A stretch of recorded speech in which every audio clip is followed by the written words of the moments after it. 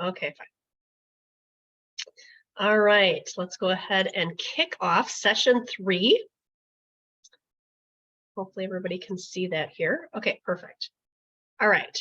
So I am really excited about session 3. So this is, again, we've got a lot to cover in our time together here, but I will, thankfully, we are recording this. So if you do need to go back and check out, some of the content again or whatever, you certainly can do that.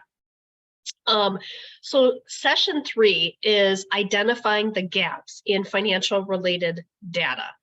And at the end of the day, we've covered the B, right, which is breathe, build your team. The R is review and organize those financials, which are really important. But now we're moving on to identifying the financial related gaps. And as we kick off our time, I always like to share, again, kind of just remember, hey, what is our value, right? What do we stand for? It's really helping women navigate through the financial aspects of the divorce process with kindness and respect and love, right? Tough love sometimes. Our vision is to transform the divorce process for women, navigating, through that and really helping 1 million women by 2025 and being known as the go-to resource for women. And lastly, our mission. This is the premise of this course and all of the things that we do, which is to help reduce financial vulnerability, improve financial confidence for women, and reduce the number of women whose lifestyle goes down 41% after the divorce is over. Love this quote as we kick off the content for today. It's, we need women at all levels, including at the top, to change the dynamic, reshape the conversation, and make women's voices heard, right? So that we're not overlooked and ignored. One of the biggest things as people are going through the process is oftentimes not feeling like they're being heard, which is really, really challenging, right? Okay, so what are the 4 gaps we're going to be going through today? The first one is transparency, confidence, the wage gap, and being disempowered, right? And I'm going to give you some practical things that you can do to navigate through these gaps. So the first gap is transparency. So what is transparency? Transparency is giving us the information that we need to make good decisions, and particularly around the financials. So what I want to do here is I just want to give you an overview of what the discovery process looks like. I think a lot of times people start the divorce process and they're like, I don't even know. I mean, we're supposed to be filling out these forms and I'm not really sure what's going on and how does this play into the whole picture? So I wanted to be able to share this with you. So the first thing is we always start with the ask, right? Asking for information. I know, Nicole, you have started this process, right? So there's an ask. There's, hey, here's the information that we need. Here's what we want you to gather. So they're asking both parties to provide information. Now, as long as people are cooperating and being transparent, that's great. That's where essentially where it can stop. Hey, both parties are being asked, they're being transparent, we're getting the information we need, perfect. If they aren't cooperating, and a lot of times people get stuck in the ask, it's like this little cycle of we're asking, and nothing's happening. Then we have to say, okay, how do we get out of this pattern that's basically has us stuck in the mud? How do we get on beyond that? So then the other options are we move on to interrogatories. Interrogatories are simply questions that the attorneys ask the party to try to gather information. Now, this can be a little bit tricky because we're asking based on information that we know. So if there's stuff we don't know, how do we really gather the information we need? But they will ask some general questions like list any and all bank accounts that you have opened, in the last 5 years, just as an example, right? And you're like, okay, well, what if they don't give us all of those? How do we know if they're giving us all of those? So that's where there's a little bit of a disconnect sometimes. One of the ways that we will address those gaps is either hiring a private investigator to give us some more clues and detail that we can ask that information and get the very laser focused questions so that we get laser focused answers. Is one thing. The other thing is sometimes we can subpoena records directly from the source. Now, a lot of times the attorneys will say, well, we don't want to go down that path. It's going to be too expensive. We're just going to ask them and, trust that we're getting all of the information.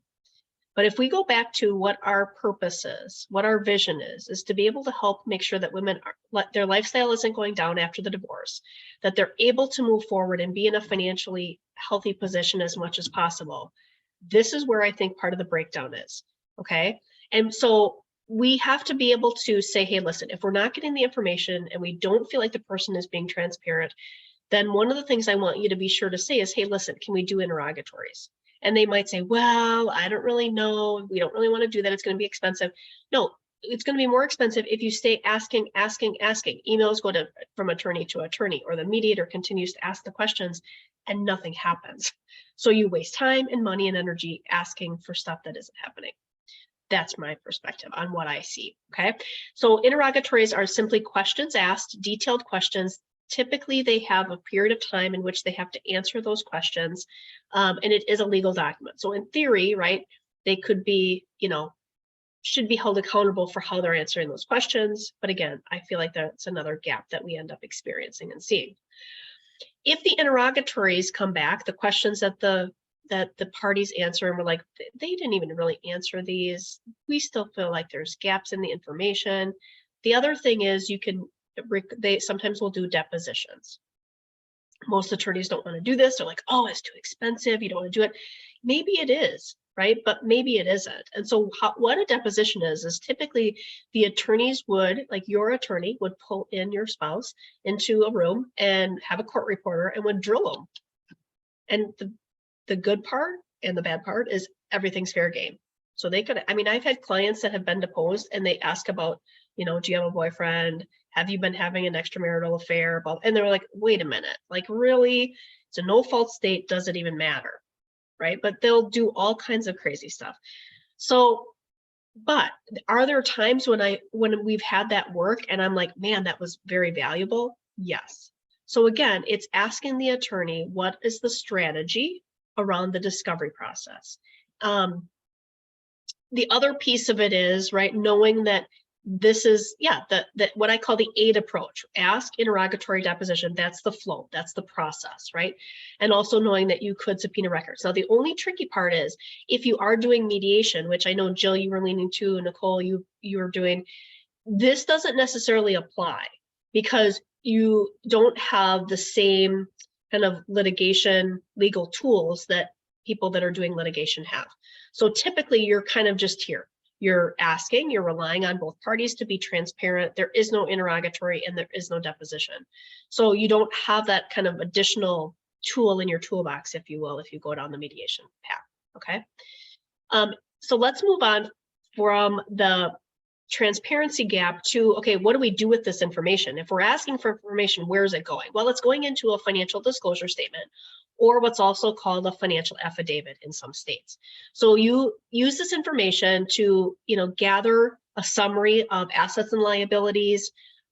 Each party is supposed to fill out the document, presents it to the mediator or their respective attorneys, and then usually the attorneys will kind of combine the information and see if there are any additional gaps of information that's needed. Sometimes you don't have access to some information where you are like, okay, I know we have an account at, Prudential. I don't know how much is in the account, and I don't even really know what type of an account it is, but I know we have an account. So you could put Prudential and then TBD, to be determined, right? Or, hey, I know we have these vehicles, but I'm not exactly sure what the Kelley Blue Book values are, to be determined, right? Or you go get the Kelley Blue Book values and fill it out. So it's okay as you're going through there to not have every single bit of information. Certainly you want to try to get as much as you can.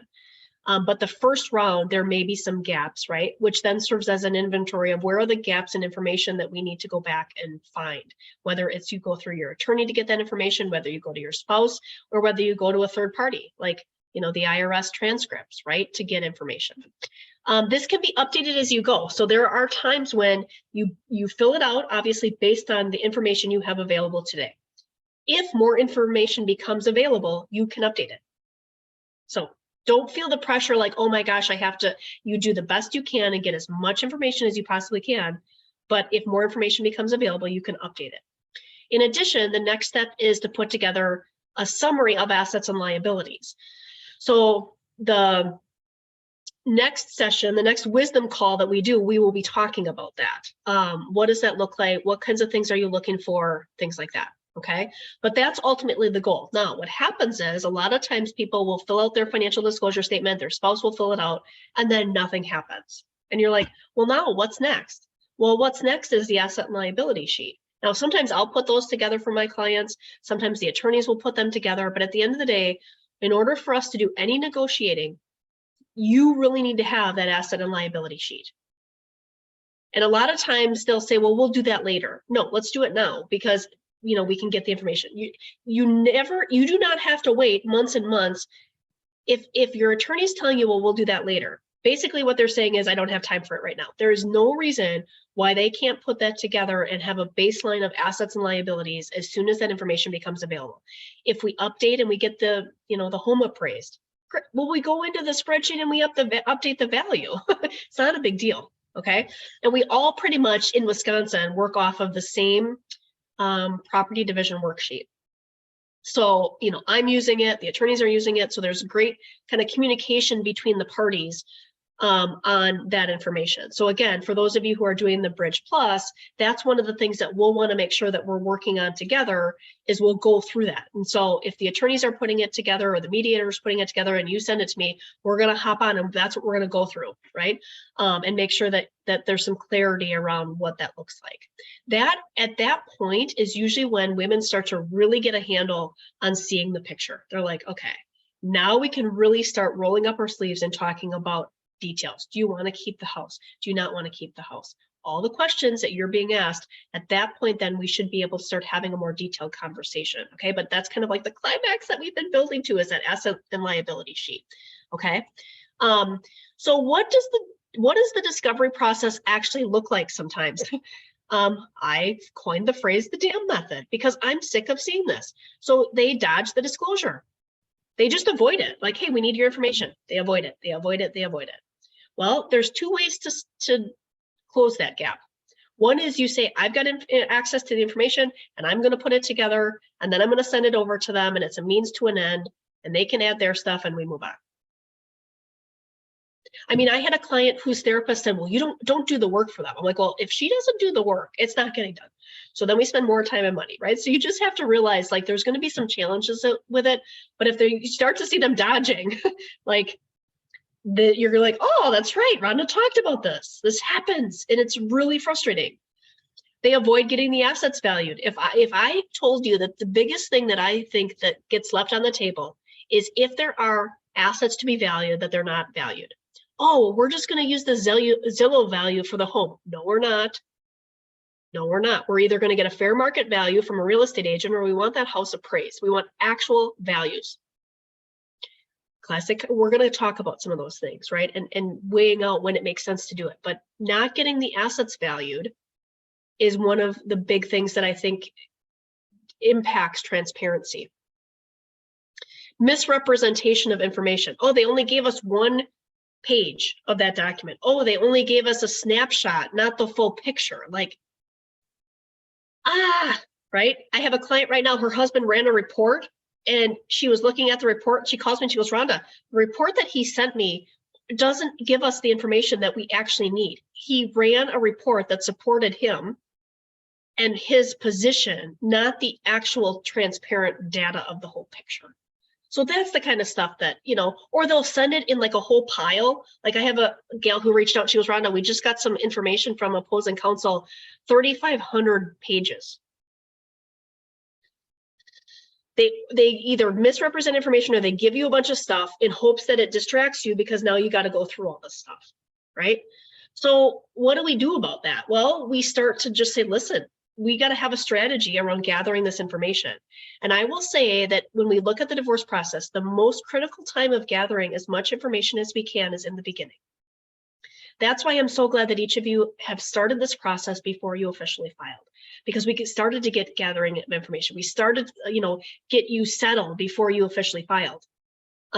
Because once this goes too far down the path, it's very difficult sometimes to say, remember 6 months ago when we were talking, I mean, we gotta capture the information and get a snapshot as soon as possible within the process.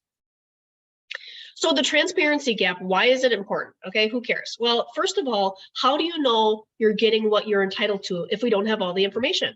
That sounds super obvious, but do you know how many people I talk to that they're like, well, I don't know if we have all the information. I'm just going to, agree to X, Y, Z. Now, we have to balance that out. If we feel like at the end of the day, it's going to be more time and money and energy and whatever, I mean, you got to weigh that out. But at the end of the day, we need to make sure that we have as much information as we can with the tools that we have available.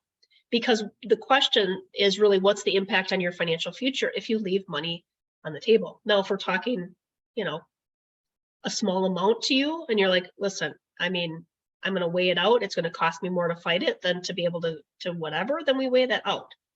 But I see women settling way too often prematurely because they either get tired, they feel like their attorney's not listening to them, they don't know what questions to be asking, and they're just done. And then and then 10 years from that time, then they're still struggling and frustrated because they settled too soon. So I'm not advocating for fighting. I'm just saying, like, we got to just advocate, right? Did you know that the property division is final? So when we're talking about assets and liabilities, we have one chance to get it right. We have one chance to get it right. And the support can be revisited. Child support or alimony, as long as it isn't, child support can always be revisited. Alimony, if it isn't signed off on and there isn't some agreement that neither party is going to ask for maintenance in the future, they can be revisited. Property division is final. End of story. So we need to make sure that we get it right. So one of the things that we can do regarding the transparency gap is to approach it this way. So it's like, okay, yes, Rhonda, there's a transparency gap. What am I doing about it, right? So this is the 3-step approach to closing the gap. The first one is determine if your spouse is implementing the DAM method. If you're like, yeah, they're totally doing it, right? Then you move on to step number 2, which is connecting with the right expert, getting a quote, and evaluating how do I get the information that I need to make a good decision, right? And what's the return on investment? Let's weigh that out. And then the 3rd step is use the decision chart available to you, right, to help with making that evaluation. And I can certainly help, you through that process as well if you need additional support with that. But ask yourself whether or not you can agree to a settlement without truly knowing all of the information. The other piece of this is, we talked about this briefly and have kind of referred to it, but your add-on team. And I want to just spend a little bit of time here. If you have your workbook that you printed out, I'm going to be giving you some notes, and I want you to just kind of make sure you've got a pen handy, because we're going to kind of walk through each of these as your add-on team, okay? So your add-on team, the first one is a business valuation expert. Now, this is important for people who either they own a business or their spouse owns a business. And I know that some of you on this call may not have a business or whatever, but I just kind of want to walk through this. So basically, the business valuation expert, we need somebody who is certified in valuing businesses. It's not just, hey, I've got a CPA and this is what they think it's worth. No, there's a specific credential that people need to have in order to do business valuations. And it's called the Certified Valuation Analyst, okay? They are sometimes CPAs, but that's really what we're looking for. And there's a variety of different methods that people can use when they're valuing businesses. So we need to be asking, hey, what method are you using? And what's the deliverable? So there's 4 questions really that I want you to be asking as you're navigating through each of these areas. The first one is, what's the cost? How much is it going to cost if I select an add-on team member? So that's the first thing you want to ask. The second thing is, what is their turnaround time? How quickly can they get us the information? Now, sometimes they'll say, well, I don't know, it's as quickly as I get the information, but on average, what is their turnaround time? If we're working with one of these experts and they say, yeah, our turnaround time is 6 months, I might say, that's too long based on where they're at in the case, right? So again, what is their average turnaround time? There's experts we work with and they're like, yeah, my average turnaround time is 4 to 6 weeks. Okay, great. What are their deliverables? What are their deliverables? Are they giving you a report? Are they giving you a valuation? What are they giving you? Okay, really, really important for all of these professionals. What are the deliverables that they're giving you?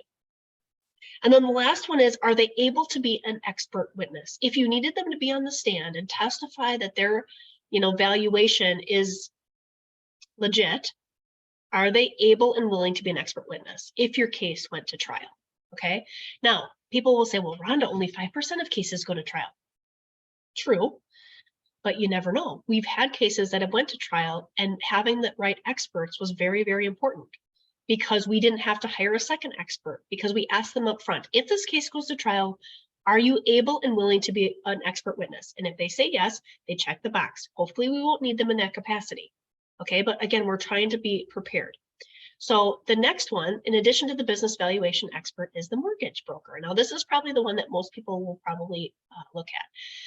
So what we want here is a certified divorce lending professional. This is somebody who understands the divorce process, understands the options available. Nicole, I know that the gentleman that your attorney sent is actually somebody in my approved network. And he is a certified divorce lending professional, thanks to me encouraging him to get that. Like, you need to go get this, because he'd been working in the space. And I'm like, you just need to show that you really, truly do know what you're doing, even though I know you know what you're doing. So he got that, he came on board with our team in January. And then I think by like the end of February, he had that credential for himself. So, and that was one of the parameters that we had. If you come on board, which I've known him for a long time, if you come on board and work with us, I really want you to get this credential. So he went and got it. So the mortgage broker piece is really important. They are going to basically be helping you evaluate a couple things. One, can you keep your home? Two, can you refinance, or can you purchase something new? And typically what I want them, like, I like to be on those calls, again, if for my Bridge Plus members, to be able to have those conversations. We will often back into that number and say, okay, what is the maximum amount that you could qualify for, whether you're refinancing or you're purchasing? How much income do you have to have coming in for you to be able to qualify? Things like that. So we're asking very specific questions, and it will help you in the negotiations, because if we're negotiating for something that isn't realistic to happen, then we're wasting our time, right? And you could be negotiating for something else. So that's an important piece of it. The real estate agent, if you are either looking at keeping your home and you need a fair market value, you want to know what your home's worth and what you could sell it for, that might be helpful.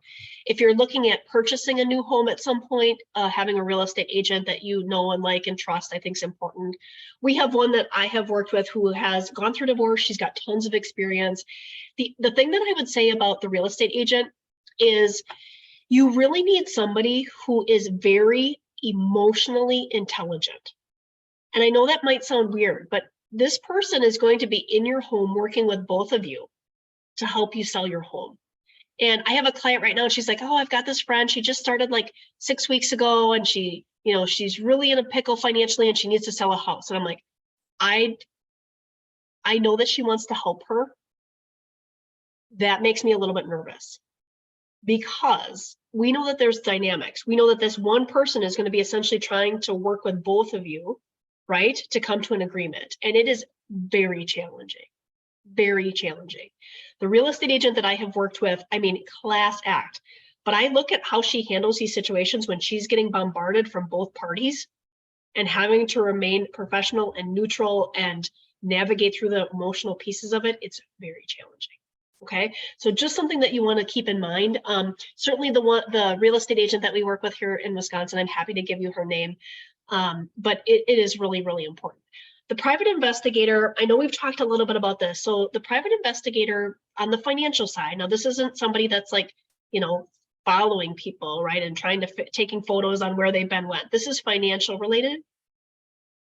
The private investigator, their role is to use proprietary databases and public information to gather information, to sift through filings, to sift through the data, and give us a report that summarizes what the parties are associated with.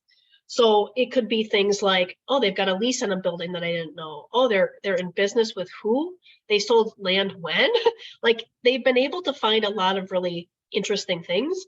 Now, that's not the end all be all, because we have to take that information and then have the attorneys actually go advocate to find more information. But in some cases, it's been very, very helpful. The forensic accounting piece. This is where a lot of times people will say, well, you need a forensic accountant. I have a client in California. She interviewed 3 attorneys and they're like, well, you need a forensic accountant. She's like, okay. Now what does that mean? Right? And what am I looking for? And so it's going back to asking those 3 questions. How much does it cost? What is the deliverable? What's your turnaround time? Those kinds of questions. But at the end of the day, the forensic accountant is somebody who's going to be taking a look backwards. They're not doing forecasting and projecting. They're going back and they're looking through statements and information to try to come up with and look for patterns of behavior. Again, if it isn't relevant in a sense of really being able to what specifically do we want them looking for, it can be a waste of time and money and energy. However, there are times when it certainly can be helpful. So it's just making an educated decision of, does it make sense for your situation? I have another client in California, and they hired a forensic accountant. I don't know what this guy did. Literally, it probably cost her 70 grand. Now, most of the time it's not that much. It's California and everything's more expensive. But 70 grand, and literally I never saw a report. I'm like, what is this guy doing? Her case is going to be done within the next 2 months. We never actually got the report. That's insane. And they always will say, well, we're waiting on information. Then somebody get out there and get the information, please. Like, subpoena the information, just get us the information. There's ways to do it, right? So forensic accounting can be a good option. Those are usually CPAs that will do that, but it is specialized. CPAs obviously are helping with the tax aspects. So if you don't have a CPA, I would encourage you to maybe consider interviewing 1 or 2 to be able to help you, especially the first year post-divorce is usually the most challenging. But having a good CPA. I do have one in our network that works throughout the country, and I'm happy to make that introduction as well. But having a good CPA is really important. And then the last one I know we talked briefly about is the classic car valuation expert. And again, this is, hopefully you're seeing, like, at the end of the day, these are very specialized areas. And one of the things that I appreciate about the people that I've been able to find in these various disciplines is that they're willing to do things sometimes in phases. They're willing to take a look and say, hey, are we seeing some red flags before we have to dive in at this all or nothing kind of mindset? Like, a lot of times if the attorneys are suggesting a forensic accountant, for example, they're like, yeah, you need a forensic accountant.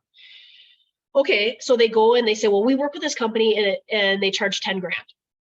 Okay, well, how do we even know, like, what if we get into it and we've spent 10 grand and there's really not a whole lot to show for it, and there were red flags there that we thought might be there but really weren't substantiated? So, okay, now what? So all of the experts that I have, we take it in phases. Private investigator, forensic accountant, for example, we do an initial. If it comes back and we're like, okay, we're seeing additional things that need to be answered, we could take it to the next step. If most of the time, to be honest with you, with the private investigative stuff, for example, after we do that initial report, it usually satisfies what we need and we can move on. So we don't have to go in and spend, 10 grand right out of the gate. We can take it in phases. And I think that allows you to also be empowered to make good decisions along the way. Like, let's just, let's take it one step at a time, okay? And hopefully you find that freeing rather than feeling like you have to make these big giant decisions, out of the gate. In addition, any of the people that are listed here as add-on team members, if you feel like that's relevant for your situation and you want introductions to people that we've been working with, I'm happy to do that. And again, for our Bridge Plus members, I'm willing and able to be in any of those meetings that you would like me to be in. We could do a 30-minute consult, for example, with a forensic accountant, or we could do a 30-minute consult with whoever you need. Okay, so just know that that is a value add for our Bridge members. Okay, this is my little PSA. Choose the Bridge method, not the DAM method. Okay, so here are some actions for this particular gap. The first one is, if you do feel like you would benefit from having assets valued that we talked about and doing an add-on, hey, I really feel like I need the private investigator, you can email info@WFWC and just in the subject line put Bridge and valuation of assets. We have a form that we'll send you that you can complete, and then we'll get you a quote on what that service would cost. The other action item is to finish gathering financial information. I know we talked about that last time, but continue to gather and organize and label those documents. If you have not set up or don't have a box folder set up and you would like one, you can also email info@ and request that and start uploading information there in a secure place. And then you can use that information that you're gathering and organizing to complete the financial disclosure statement to ultimately share with your attorney. Couple podcast suggestions. So I actually am releasing solo episodes. We're doing a solo series and it's called the False Sense series. And basically what I'm doing here is, disrupting things a little bit. We're talking about financial security, how that is used to create a false sense of financial security that keeps women disempowered. I talk about the false sense of amicability. Hey, I'm going to play nice and everything's going to be fine and I'll give you whatever you want kind of attitude until, they're just hoping that you don't ask enough questions to really kind of discover that they're not really being amicable. That one just dropped, I think, or is going to drop on Friday. So the amicability one is new. And then I'm working on the false sense of justice. This is tricky. And really challenging, but the feedback has been really good. So if you haven't caught any of those episodes, be sure to catch them and watch for them as they drop. Okay, so our next one is confidence. So our confidence gap, 4 ways to narrow this. First of all, seek wisdom and ask questions. You can ask questions. If somebody gives you an attitude because you're asking questions, they're not your person, okay? So, hey, help me better understand. That's a great question for you to say, hey, can you help me better understand why you're suggesting that? Can you help me better understand what's next? Can you help me better understand fill in the blank, okay? One of the other ways too is to roll up your sleeves, right? And say, hey, can you use these little opportunities, these little nuggets as you go through this process to learn a little bit more about the financials so you feel empowered, not only during the process, but after. Taking it step by step. If we get overwhelmed, which is easy to do, but if we get overwhelmed and don't just break it down, right, it's going to impact our confidence because suddenly then we might be thinking, well, I can't do this. This is too overwhelming. I don't know what I'm doing. No, let's just take it step by step. And again, follow the bridge method, right? We've done stuff leading up to this point. And then hire a team to help expedite the process. So it's, again, knowledge plus experience that helps build that confidence. So here's the action for this one. Use the process as a way to increase your financial wellness. Use the opportunities as you're gathering information to start asking questions. What is this? This is interesting. What does this mean, right? Our next gap is the wage gap. Now, here's why I bring this up. So according to the Harvard Business Review, the gender pay gap refers to the difference of earnings. I know that we have all heard this before, right? But in 2022, women still earn 17% less than men, particularly for women as they age. Now, obviously, this is a hot button, right, for a lot of us. But I think at the end of the day, it really does play it's really a big part of the divorce process because a lot of times women have not been working as long as their spouse. Now, there might be some of you that have been working that long, right? And so you might be, dealing with this, but not exponentially, right? What else do we know about the wage gap? Well, if any of you have been the primary caregiver, typically caregivers, right, make 39% less than those that did not take time off to care for their family. And that percentage was based on a year, being out for a year. And there's a reduction in earning power. So again, we're just kind of saying, hey, listen, yes, we know that this is a thing. What do we do about it? And why does it, and how does it apply to the divorce process? So I have seen this, I pretty much see this almost in every case that I work on, right? Where if we're not advocating or we're not doing a couple of key things that I'm going to share with you, the men's lifestyle continues to increase and the women's lifestyle continues to decrease, even for those of you who are income earners. Even those of you who are working, this can still play out, which is just absolutely ridiculous, right? So what do we do about it? Well, first of all, we need to make sure, so the first thing that you can write down on the notes section on the bottom of your workbook is make sure that you have a clear picture of your income and expenses. So one of the things we talked about last time was the budget. And I know I always say it's not sexy or glamorous, and sometimes it's not even really fun, but it's important because we have to really know, right, what we're looking at in order for us to be able to move forward. There is an additional kind of strategy analysis that I can do for those of you who are Bridge Plus members and you want to be able to use one of your sessions. One of the things that I can do is I can put in the information on what your income is, what your target income is, what support payments might be, and we follow that out over 5 years. And what we do then is we can say, okay, here's his income, here's your income, here's what the support might be, right? And we kind of do a range. And then after he pays support or after you pay support, where are you at the end of the day? And we look at the bottom line. And it's fascinating to see when somebody's like, well, I can't afford to pay that. Okay, well, let's actually look at the data and see where it lands, right?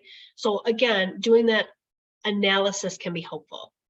But it starts with the budget. What do you need to have coming in each month to be able to not only just pay your bills, but to also set aside money to go on vacation and do things with your kids and whatever, right? The second thing is being able to see the impact of both parties on the financials moving forward, and that's where I can help you do a deeper dive on that. The third thing is ask for multiple scenarios around support. So some of you may be either paying support, some of you may be receiving support. One of the misconceptions around this is that the attorneys run a calculation and they're like, okay, here's the scenario. And you're like, and it feels at that moment like it's gospel, like it's black and white, and this is just what it is. This is not a common / probably popular opinion either, but there's probably 5 or 6 different ways that we could run those support calculations. It's not black and white. So again, asking for multiple scenarios. Let's look at different scenarios. Let's look at the amount. Let's look at the duration. There's a lot of factors that come into it. And at the end of the day, the output in those calculators is only as good as the information that's going into the calculator.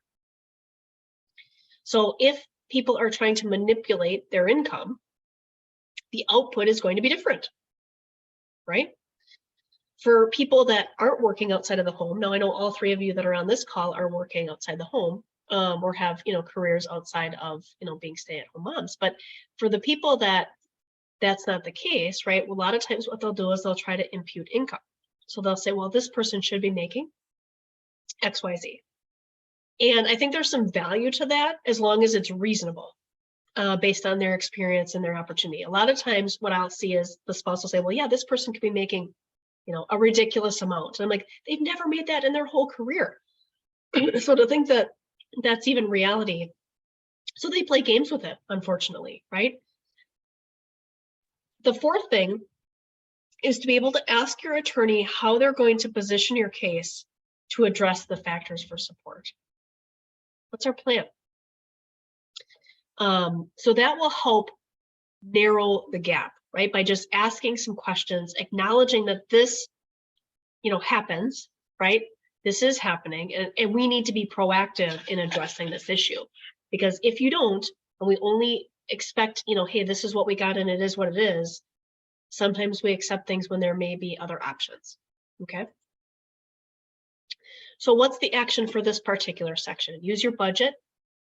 If you haven't done the budget, you got to do it.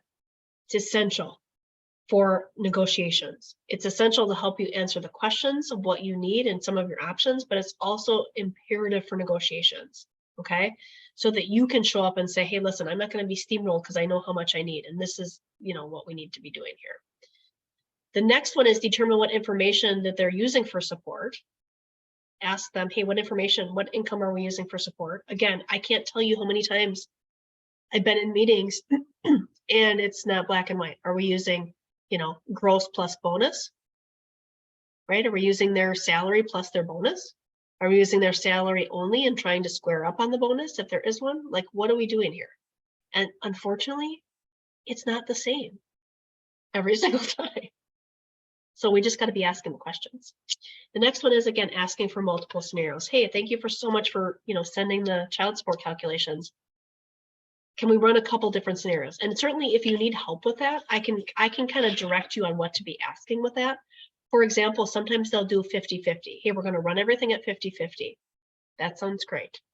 However, depending on where you live, sometimes they'll say, well, actually the standard, the unwritten standard is 45-55 because we want to incentivize the higher income earner to continue to earn.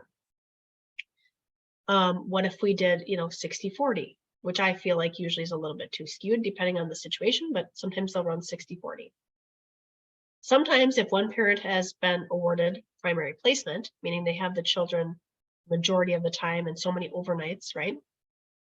It would be 75-25, depending on what state. So again, it's important to ask the question.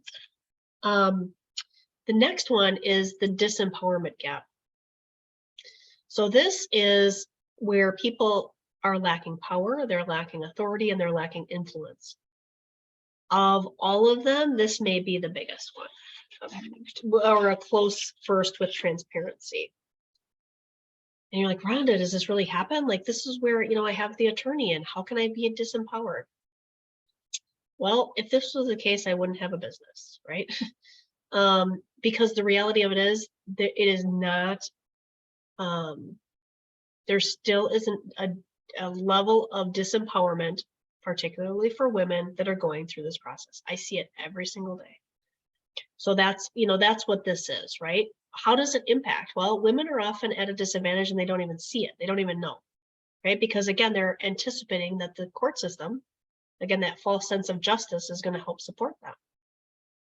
So here's how it impacts. You might feel like your needs aren't being heard. You might have less knowledge, and so you have less of a voice and you don't speak up. Your mediator maybe isn't advocating or giving you advice. Now, they're not able to advocate is the key here, right? So that if you hire a mediator, they're not able to take sides. They're not able to advocate for either party. And sometimes they won't even kind of give you suggestions. They might say, hey, well, here's what the law says about it. What do you want to do? And you're like, well, can you give me some examples of like how you've seen this play out? And also it may impact by you agreeing to something that's not in your best interest, right? Because you don't know what questions to be asking or you're not sure. So here are the questions to ask. First of all, why am I considering what may be considered a bad deal, right? How do I know if it's a bad deal?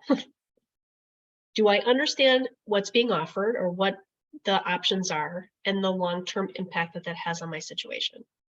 Am I being bullied into making a decision? And lastly, what are the conditions and terms that I'm agreeing to? Under what conditions and terms, right? So not only what conditions and terms am I agreeing to, but under what condition am I agreeing to this? So those are important questions to be asking, right? Now, what do we do about it? Right? You're like, oh, this is really great, Ron. I've asked myself this question and yeah, I don't really know exactly why. I think I need more information. Yeah, I do feel like I'm being bullied or whatever, right? What do we do about it? So here's what we do about it. First of all, you make sure that you've got the right team of people, first and foremost. Secondly, you don't allow yourself to be bullied into a decision. What can we do about that? Well, what you can say is, hey, I'm happy to make a swift decision when I have all of the information. That is the most powerful statement that I think you can say. Hey, listen, I'm not trying to be difficult is basically what we're saying, right? I'm happy to make a swift decision when I have all of the information. There's a few things that I feel like I need answered. And once those are answered, I'm happy to move forward, right? I think it shows, hey, yes, I'm trying to work through this, but I don't have enough information to ask that question. You could also say, hey, listen, I feel like I need a little bit more time. All right, super simple. But I think in the moment when we're feeling like, oh, I got to make a decision. No, you don't, right? You can take a little more time, but we need to be able to ask for that because nobody's going to probably offer that up, right? So in that aspect, right, what are the action items? First of all, find a team that's willing to help you level the disempowerment gap. And secondly, apply the ANOT method, which is a negotiation strategy. Now, I want to just share a little bit about the ANOT method, and that's also available in the membership portal for the bridge. So basically what this is an opportunity for you to be able to tee up having a conversation as it pertains to negotiating. So the A is acknowledge, right? And so no matter what method you're doing, whether you're doing mediation or litigation or collaborative, you can use this. So the first thing is, hey, acknowledge what is something that you're grateful for, genuinely grateful for related to what you're about to ask, right?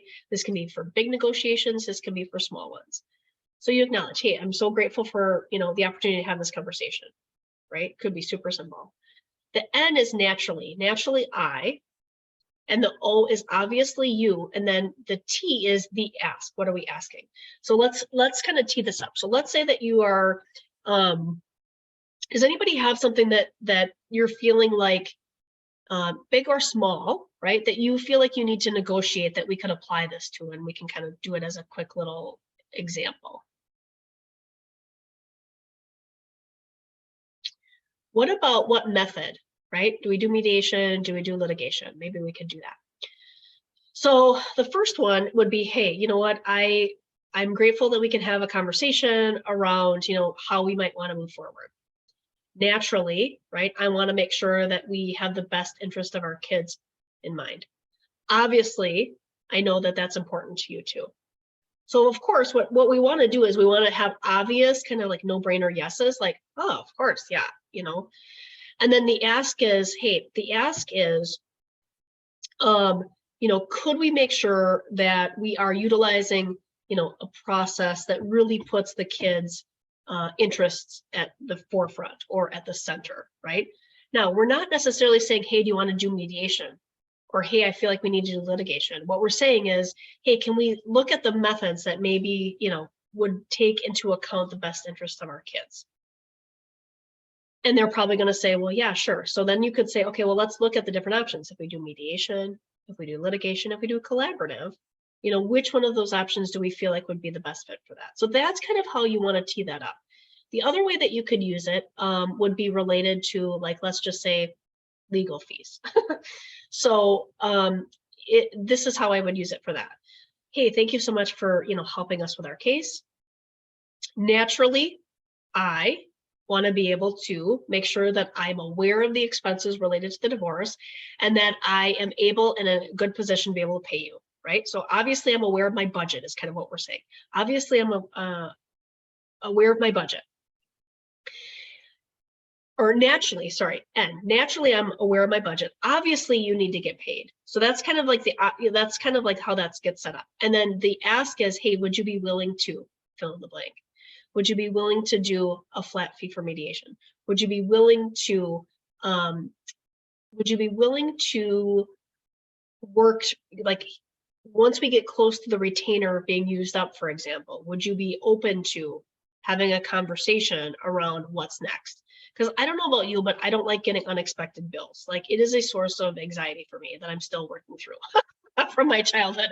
So I just like to be able to plan. Like, I want to make sure that, and the legal fees can add up quickly. So the having some kind of a game plan around, hey, listen, can we map out the scope of this work? Can I approve the amount? And then once we kind of get through that, can we have a conversation around what's next? Remember, it's not always just sometimes we're just setting up the boundaries around what we're asking. Several years ago, I was working with somebody who was working on my website, and I basically teed up and said, hey, thank you so much for helping me. Obviously, I want to make sure that I am, or naturally, sorry, I don't know why I keep confusing that. Naturally, I want to be able to, make sure that I have a good idea of the scope of the project and, that I'm in a good position to be able to pay and all that kind of stuff. Naturally, you need to get paid. So then the ask was, hey, would you be willing to bill me once a month for the work that we're doing? Would you be willing to agree upon the scope in which you're doing it? Would you be willing to, whatever the parameters are? Sometimes it's, I've negotiated, can I pay on the 15th instead of the 1st? Because I have a lot of bills that come out on the 1st for my business. Can we adjust that to the 15th? My bookkeeper, my accountant, for example, I negotiated with her. So I didn't negotiate the price because she was pretty clear, like, that's a non-negotiable. I'm increasing my price across the board and this is what it is. Okay. So what I went back and said is, hey, listen, can we agree that your new price increase, instead of only being available for a year, would actually be available for 2 years? So next year at this point, I don't have to worry about the price increasing again. If I sign at this level, are you willing to adjust the agreement that it's for 2 years? That was my first ask. Second ask was, can we adjust the payment from the 1st of the month to the 15th? Guess what? She said yes to both of those requests. Why? Now, if she increases her pricing for next year, I'm locked in. She might increase it, she might not. But that for me was really important because I don't like every year coming back and feeling like every year they're going to be increasing it. No, can we lock it in for 2 years? And so it's looking for ways that you can create those win-wins. So the ANOT method is, like I said, the acronym is in the membership portal that you can go take a look at. It's like a little rack card. And I would say keep it handy as you're talking with your attorney, as you're talking with your, soon to be ex-spouse, if you're talking to even employers. Like I've encouraged my clients to use this for negotiating raises and using that method. So just keep it handy as you're navigating through that. But it's one of the biggest ways that we can really start addressing this disempowerment gap and learning and leaning into being able to negotiate in a way that really feels authentic. Like we can start with gratitude, we can tee up what's important to us, we can acknowledge what's important to them, and then we can ask them for what it is that we want. Okay. So as we wrap up our time, what are some of the key action steps that we want to be taking a look at here in summary? So the first one is, again, continuing to gather and label documents. If you haven't been doing that already, if you started, great, just continue to do that. I know that it can be a little bit overwhelming, but use the checklists and tools. The second thing is interview and select an attorney and a mediator. I know that pretty much everybody who's on the call live has interviewed attorneys and or mediators. Some of you have selected them, some of you haven't yet, but you're in a good position that when you're ready to do so, you've got a couple key people that you've interviewed. I would say, again, I mean, I have personal experience in working with the ones that I'd suggested to you. So I always do encourage people to not go rogue or go rogue with caution, I guess you could say. Because again, we want to make sure that you're navigating through this in the best way possible. And again, finding the right team is really important. The third thing is start to fill out the financial disclosure statement. Again, if you have an ARA Bridge Plus member, that's one of the things that I can help you with. So like Nicole had started to gather information and I was like, let's just use this session and just get this done. So I pulled it up. We worked together as a team. She was looking at information. I was looking at information. I was typing, whatever. We just got it done. So we had this first kind of draft, if you will, that we were able to share with the mediator, which was really helpful. So if you want assistance with that and we just set it aside for accountability and just, using that as a working session, we certainly could. Was that helpful, Nicole, when we did that?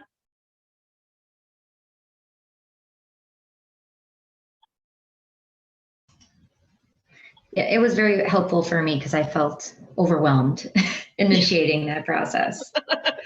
It is overwhelming, no, for sure. So let me get a clear deliverable. No, for sure. So let me get a clear deliverable. Yeah, so we were able to get that done. I followed up with an email, sent her over the financial disclosure statement in an attachment. She was able to share with the attorney with a couple kind of key next steps, and we were able to kind of keep that moving. Determining the gaps. Again, which of these gaps are applicable to your situation? Probably all of them at some level. And just taking a couple of the key things that we talked about on how to address those gaps. If you do feel like, again, you need or want introductions to some of the additional people that we talked about, I'm certainly happy to do that. And again, remember, you can reach out to a lot of them and just have a conversation to determine if they're a good fit for you and if you want to move forward.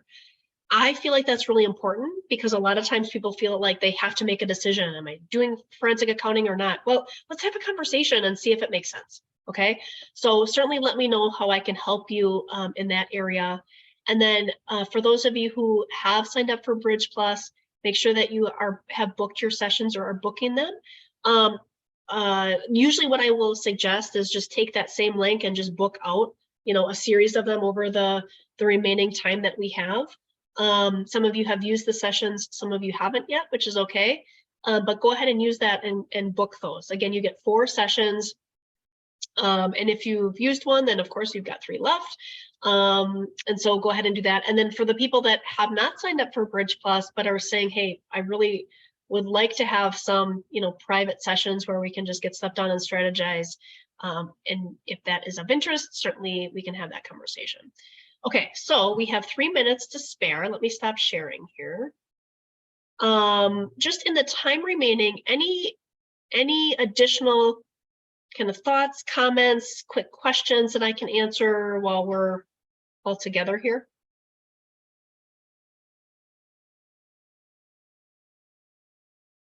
Okay. Hearing none. Certainly, as we leave here, you're probably like, I should have asked her. Pop it in the Facebook group. Our next call will be our Q&A call.